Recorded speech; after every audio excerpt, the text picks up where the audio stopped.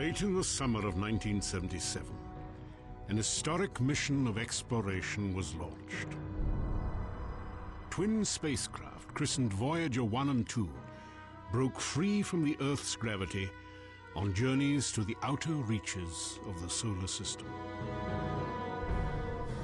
Their primary destinations were the four giant outer planets: Jupiter, Saturn, Uranus, and Neptune. For 13 years, the Voyagers probed these mysterious worlds at close range, while collecting data and transmitting stunning images back to Earth. Among thousands of pictures of planets and moons, perhaps the most memorable was recorded on February the 14th, 1990, when Voyager 1 approached the edge of the solar system, then turned back toward the Sun. With its wide and narrow-angle cameras, the spacecraft captured unprecedented views of our home star and 6 of its orbiting planets. One of them appeared as a small pale dot, engulfed by a ray of sunlight. It was the Earth, from nearly 4 billion miles away.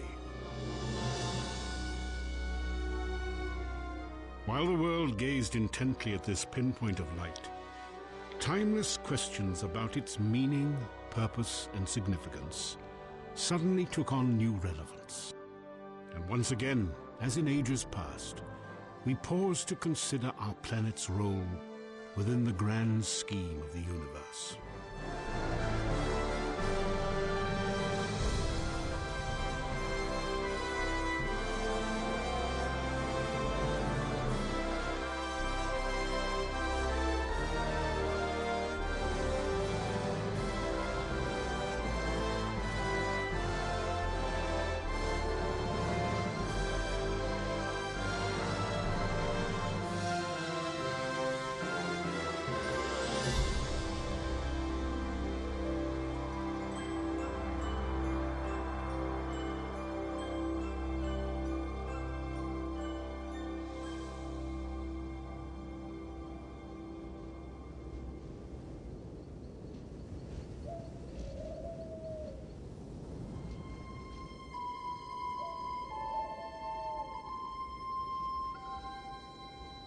The mystery of the Earth's significance in the universe has challenged philosophy and science for more than 2,000 years.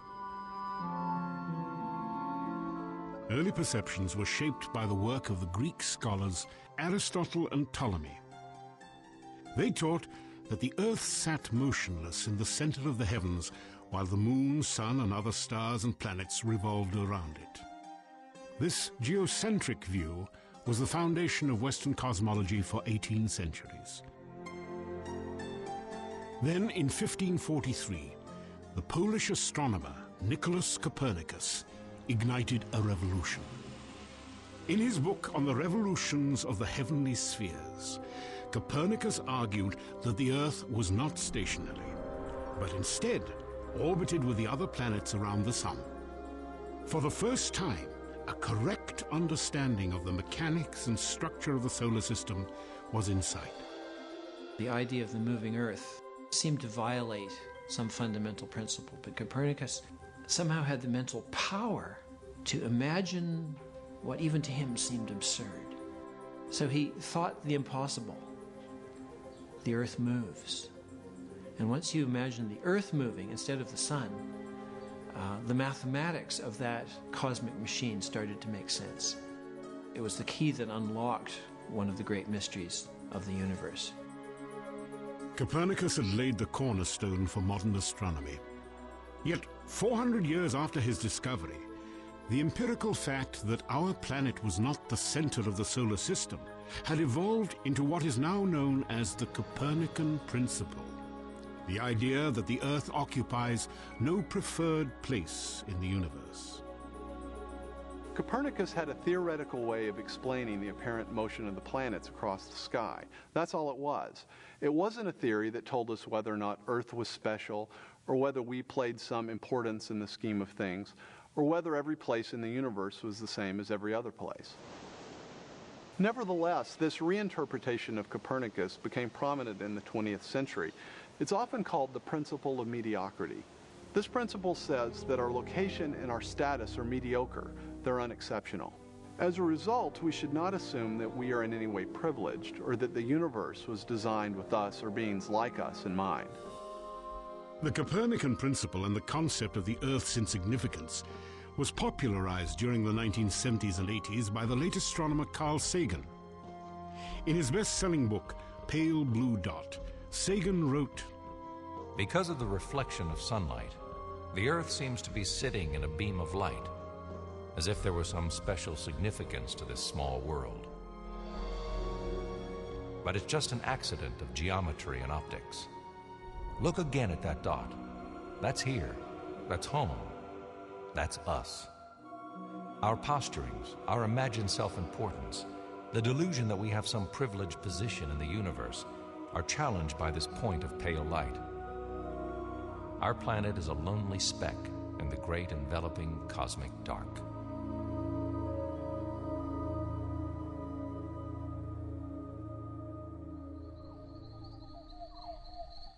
One reason for the widespread acceptance of the Copernican principle can be traced to a discovery made on this mountaintop overlooking Los Angeles.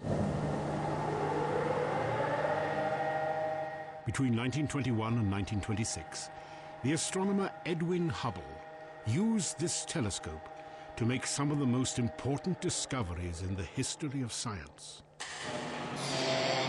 Through the window of the Mount Wilson Observatory, Hubble unveiled the true magnitude of the universe. At the time that Hubble was doing his work, many astronomers believed that the galaxy, our galaxy, marked the edge of the universe, and there was nothing beyond it. Edwin Hubble altered this perception of the universe when he used the most powerful telescope of his day to photograph indistinct objects in space. Long thought to be nearby clouds of gas and dust, Hubble determined that these patches of light were actually individual galaxies, many as large or larger than our own Milky Way. The implication in what he found was that the universe consists of, indeed, billions of galaxies, each with many billions of stars and planets. And it was a universe with a wealth of numbers and variety that transcended the imagination of both layman and astronomer. He, in effect, enlarged the boundaries of the universe. Edwin Hubble revealed that the Milky Way galaxy, encompassing more than 100 billion stars, including our sun, was a mere pinpoint of light in the universe. When Hubble found that there were many galaxies, we saw that our galaxy was nothing distinguished at all, just one ordinary galaxy.